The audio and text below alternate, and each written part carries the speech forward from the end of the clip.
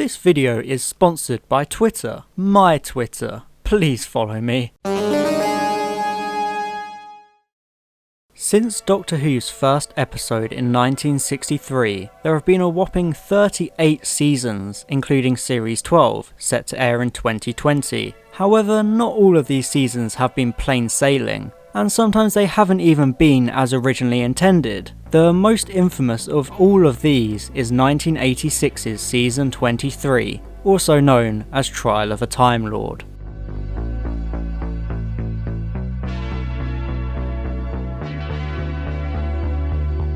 In 1985, Doctor Who was in a bit of a weird situation. Season 22 began airing in January, following the regeneration of Peter Davison's 5th Doctor into Colin Baker's 6th Doctor. Similarly, the show's very format faced a regeneration. For 21 seasons, Doctor Who had kept to the format of serials made up of between 3 and 12 25-minute episodes. This changed dramatically with Season 22, which changed the format to mostly 2 45-minute episodes per serial, shortening the episode total to a mere 13 episodes, but keeping the runtime roughly the same. This change in format seemed to work in staving off Doctor Who's dwindling viewership, keeping the ratings steady. Even before the season began broadcasting in January 1985, the production team were already hard at work on the following season, Season 23. Plans were for another set of 13 45-minute episodes, keeping the same format as Season 22. However, the television gods had different plans, resulting in a completely different Season 23 than originally intended. But what would this original Season 23 have looked like? The first story in the planned Season 23 was called The Nightmare Fair. This episode was originally supposed to follow directly on from Season 22's Revelation of the Daleks, with the Doctor telling Perry that they were going to Blackpool. But before broadcast, it was decided to remove the line and end on a freeze frame. Alright, I'll take you to... The Nightmare Fair was written by former Doctor Who producer Graham Williams, and thanks to the suggestion of script editor Eric Saward, would feature the Celestial Toymaker as the main villain. You know, the guy from that really bad 60s serial that literally nobody had seen since the turn of the 70s, because it had been junked. The Nightmare Fair would have seen the Doctor and Perry go to Blackpool Pleasure Beach, where they would stumble upon a mystery of people going missing. As it turns out, the Celestial Toymaker is creating a deadly video game with monsters that can exit the game and enter the real world. I can almost guarantee this wouldn't have aged very well. The Nightmare Fair was the episode that had actually come closest to being made. On September 25th, 1984, Graham Williams was commissioned to provide the story. This story would be set in Blackpool because producer John Nathan Turner was inspired after Colin Baker was invited there for the grand opening of Space Mountain. No, not that Space Mountain. Scripts were requested on November 17th and it was lined up as the first story of Season 23, to be directed by Matthew Robinson, with Michael Gough returning as the Toymaker. Rehearsal scripts were ready by February 7th, 1985, with the location filming at Blackpool scheduled to run from May 20th to 24th. The Nightmare Fair did eventually find itself produced, although not on TV. The story was novelised by Williams in 1989 and adapted by Big Finish Productions in 2009, with Colin Baker and Nicola Bryant reprising their roles as the Doctor and Perry, although Michael Gough had retired from acting, so did not return as a Toymaker. The second serial of Season 23 was to be The Ultimate Evil, written by first-time Doctor Who writer Wally K. Daly. This story was a lot less developed than The Nightmare Fair, but it was fully scripted and was planned to be directed by Fiona Cumming, who had directed a number of episodes for the Peter Davison era.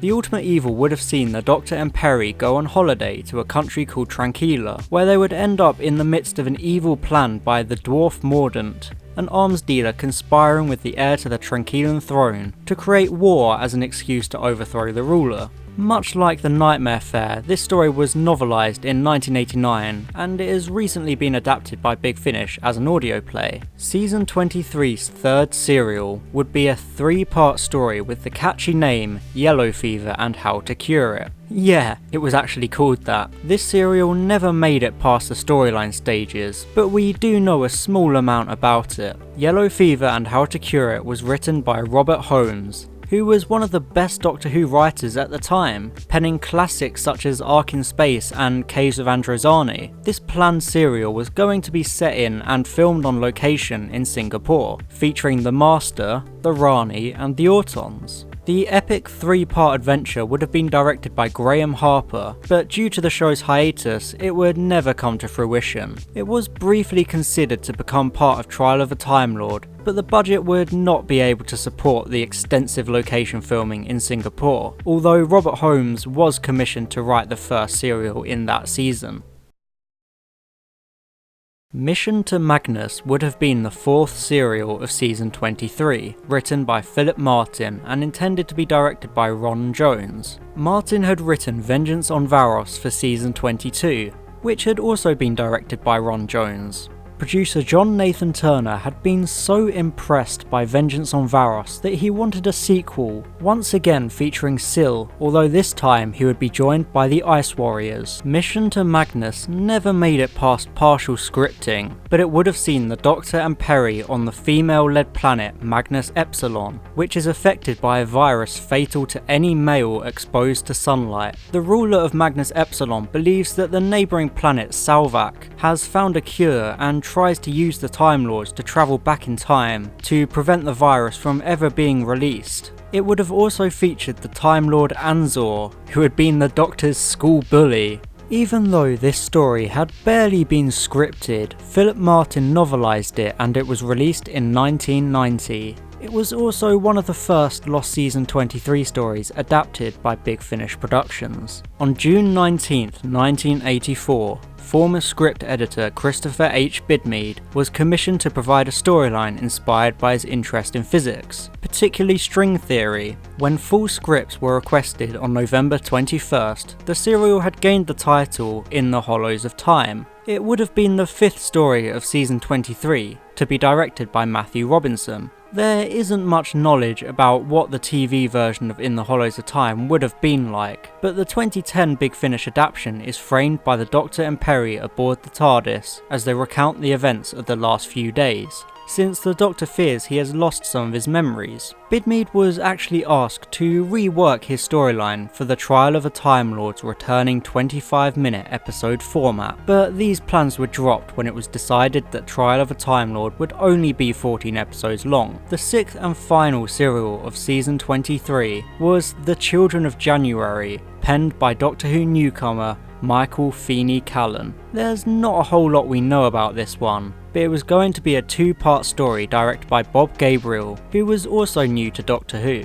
Callan has since explained that he had created a race of runaway proto-humans called the Zros, who were like human bees. The Children of January of the title actually refers to renegade outcasts of a parallel universe civilization that was abandoned. Much like In the Hollows of Time, John Nathan Turner asked Callan to rework his story for 25-minute episodes, but it was dropped due to the 14-episode length of Trial of a Time Lord. Big Finish Productions planned on adapting The Children of January, but these plans fell through due to Callan having other commitments. This means The Children of January has the unenviable distinction of being cancelled twice. That's a bit awkward.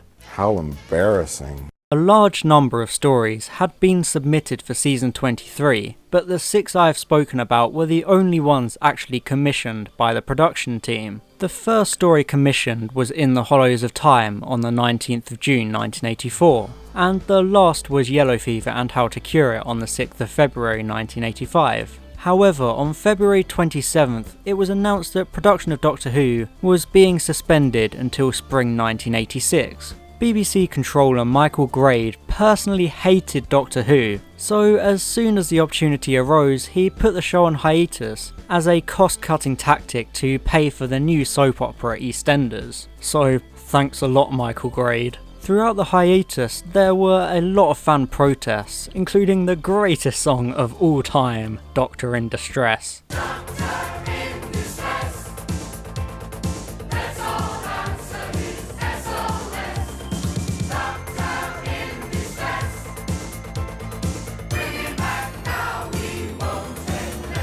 When Doctor Who returned to screens in late 1986, a lot had changed for season 23. The episode format had returned to 25-minute episodes per serial, but the total number of serials was just 4, making this the season with the shortest running time up until that point. John Nathan Turner and Eric Saward eventually settled on the idea of having the various serials linked with an overarching narrative. This led to the conception of a trial story with a Christmas Carol-inspired past, present and future storyline. Thus was born the season 23 we know today as Trial of a Time Lord.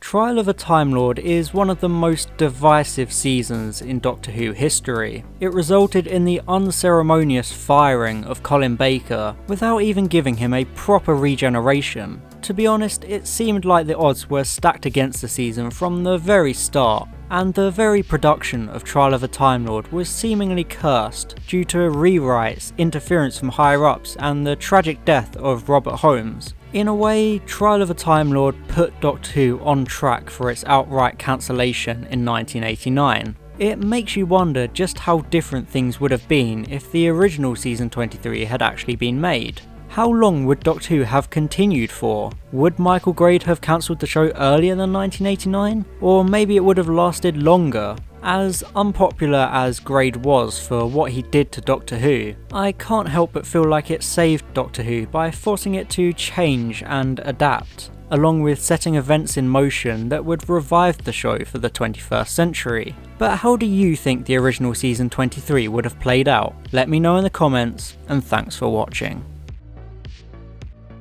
Hey you, yeah you like my videos right? Do you want the inside scoop on future videos and projects before anyone else? Then follow my Twitter at Harbo Wholmes. Please do it so I can feel validated.